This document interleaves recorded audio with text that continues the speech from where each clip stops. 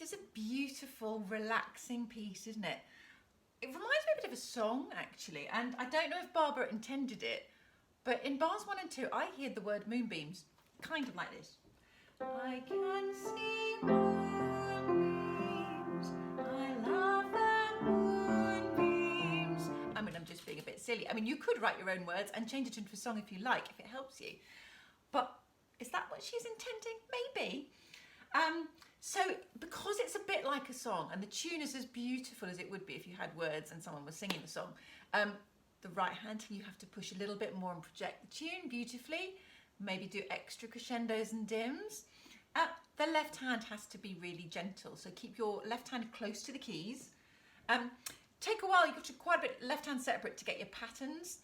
Now, there's a couple of fingering options for this.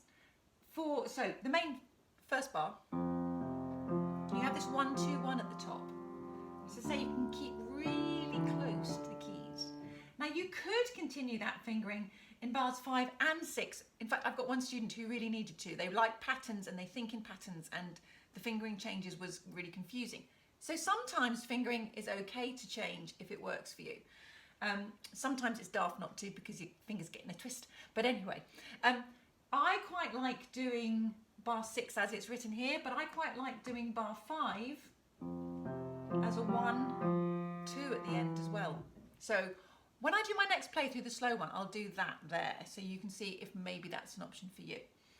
Pedaling wise, we always pedal with the left hand, don't we? So I would say in this piece, you are going to always pedal through beats 1 and 2. So you might think, oh, that's a bit blurry. Examiners don't like blurry. Depends on the situation. You've got to be a bit of a detective, haven't you? I would say the harmonies that are being used here with an added second in the chord, it's much more beautiful if you pedal beats 1 and 2. So then we really hear that chord, modern contemporary chord, and then you pedal for the minim in bar 1. And then in bar 3, you've got 2 crotchets at the end of the left hand, so pedal both of those. So it just depends if your third beat is a minim or a crotchet, whether you pedal twice at the end of the bar. Okay, hope that makes sense. Tune-wise, oh yes, the lovely Moonbeams bit is what we call a couplet, because it's two notes with a slur over. It's really nice to lean on the first and do less on the second one. So we get squeeze, less, or didn't sound, squeeze, less. Then it happens again, squeeze a little, and a little bit less. It just makes for beautiful phrasing. So that you can do that throughout the piece. I quite like at bar 9 that the left, you know, I always say keep the left hand down. Well, I think the left hand has a bit of a counter melody here. Kind of like a bit of a conversation going with the right hand. And I would say this bit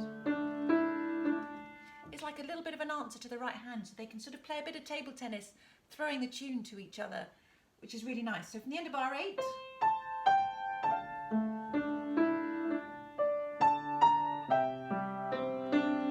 they can answer each other. So that's an idea. Page 2, remember your poco writ. Remember to come down a little bit for bar 13 onwards. And then the last 2 lines I think are really beautiful. We've got the tune again, Moonbeams, up an octave, but then we get this lovely magic chord. It's like a shooting star in the sky next to the moon, or just a star suddenly appearing, this little flash. So you just need to dab that high chord really lightly. It always has a top A at the top. So we do our tune. Dab. So just don't give it much at all, and you've obviously got to jump back again. So just a light dab and lift, but it's beautiful, a little bit of magic. My favourite couple of bars for the point of view of harmony are bar 19, beautiful. Oh, we have a nice spread chord at bar 20. That's really nice, really. And again, just a nice splash of colour or light in the sky.